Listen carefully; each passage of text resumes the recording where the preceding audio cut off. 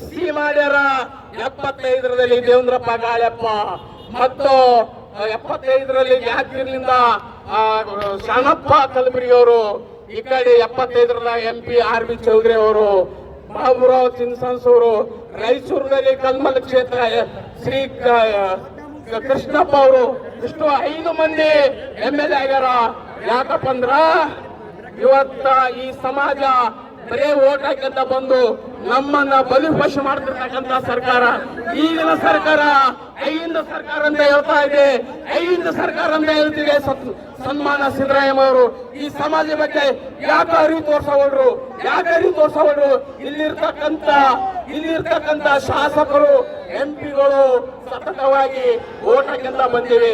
ಮುಂದೆ ಬರ್ತಕ್ಕಂಥ ಎಲೆಕ್ಷನ್ ನಲ್ಲಿ ಎಲ್ಲಾ ಪಕ್ಷದ MLA ಜಾಸ್ತಿ ಆಗಿರಬೇಕು. ಈ ಸಮಾಜ ಅನ್ಯಾಯ ಮಾಡಿದ ನಿಮ್ಗೆ ಸೋಲ್ಸೋದು ಗ್ಯಾರಂಟಿ. ಸಮಾಜ ಇದನ್ನು ತಿಳ್ಕೊತೀವಿ ಹೇಳುತ್ತಾ ಈ ಸಮಾಜ 2 ಮಾತುಗಳನ್ನು ಮುಗಿಸ್ತೀವಿ.